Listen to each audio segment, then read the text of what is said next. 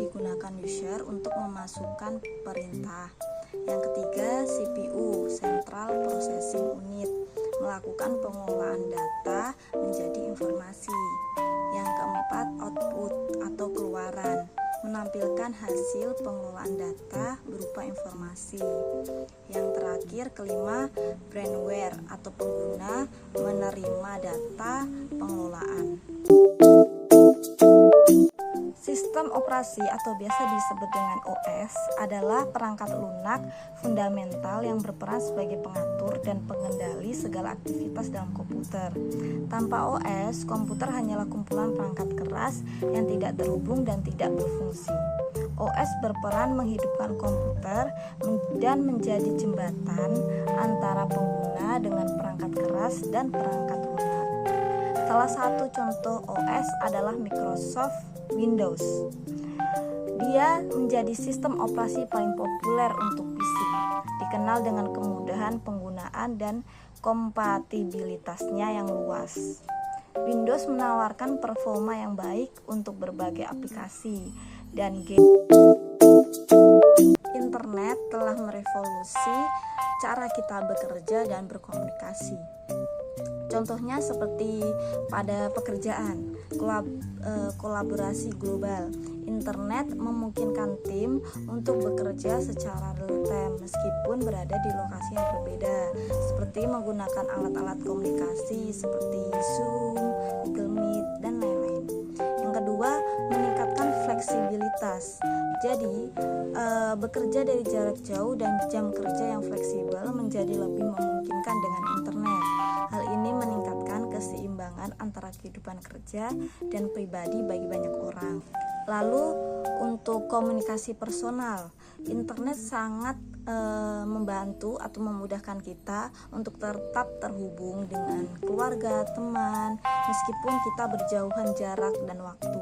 Seperti kita bisa menggunakan media sosial, aplikasi pesan seperti WhatsApp, terus Facebook, Telegram, Instagram.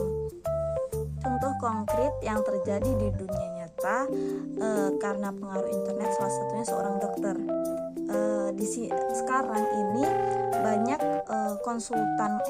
konsultasi mengenai kesehatan dengan dokter melalui media sosial, jadi tidak langsung bertatap muka. Jadi dia berkonsultasi dari pasien yang berada di tempat terpencil sampai yang di kota itu bisa berkonsultasi dengan dokter tersebut melalui konferensi video ataupun chat sosial media, seperti ada room tersendiri untuk kita berkonsultasi. Keamanan siber atau cyber security adalah praktik melindungi sistem, jaringan, dan data dari akses, penggunaan, pengungkapan, modifikasi, kerusakan, atau penghancuran yang tidak sah. Di era digital saat ini, keamanan siber menjadi sangat penting karena yang pertama, ketergantungan pada internet. Kita semakin bergantung pada internet untuk aktivitas sehari-hari seperti bekerja, berkomunikasi, berbelanja, mengakses informasi. Hal ini membuat data dan sistem kita lebih rentan terhadap serangan cyber. Juga terdapat beberapa ancaman keamanan yang seperti malware, perangkat lunak berbahaya seperti virus, worm, dan Trojan horse dapat merusak sistem, mencuri data, dan mengganggu aktivitas pengguna.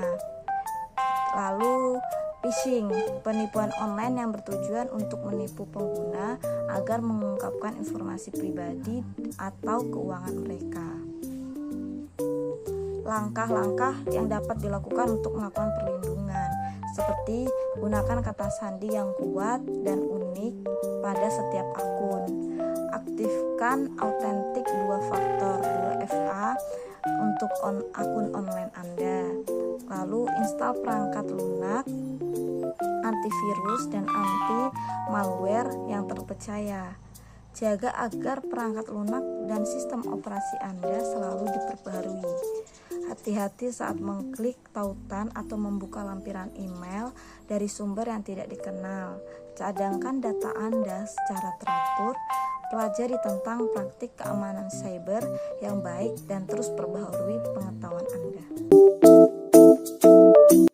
Adopsi teknologi informasi yang tepat dapat memberikan banyak keuntungan, namun juga menghadirkan beberapa tantangan yang perlu dipertimbangkan.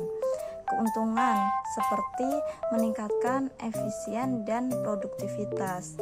Teknologi informasi dapat mengotomatisasi tugas manual, mempercepat proses bisnis, dan meningkatkan komunikasi internal sehingga meningkatkan efisiensi dan produktivitas secara keseluruhan. Yang kedua, meningkatkan pengambilan keputusan. Teknologi informasi menyediakan akses ke data dan analitik yang dapat membantu bisnis membuat keputusan yang lebih informed dan strategis. Tantangan seperti biaya, implementasi dan pemeliharaan sistem teknologi informasi dapat mahal, terutama bagi bisnis kecil dan menengah. Keamanan cyber. Ancaman keamanan cyber seperti malware, phishing, ransomware semakin canggih dan bisnis perlu berinvestasi dalam langkah-langkah keamanan yang memadai. Contoh perusahaan yang sukses mengadopsi teknologi informasi adalah perusahaan Amazon. Amazon telah menggunakan teknologi informasi secara ekstensif untuk membangun platform e-commerce yang sukses. Perusahaan ini menggunakan cloud computing, big data, dan kecerdasan buatan untuk meningkatkan efisiensi, personalisasi, pengalaman pelanggan, dan mengembangkan produk serta layanan baru. Pesan dan kesan saya selama pembelajaran adalah saya sangat terbantu dengan pembelajaran tentang pengantar teknologi informasi ini, karena dari ada beberapa hal yang awalnya tidak saya ketahui, saya menjadi mengetahuinya, seperti software yang berada di komputer, hal-hal apa saja, bagaimana cara penanganan mengalami cyber dan juga kerusakan pada komputer seperti dia mengelek atau menghitam. Nah, dari pembelajaran pengantar ini saya jadi mengetahui cara-caranya. You don't even know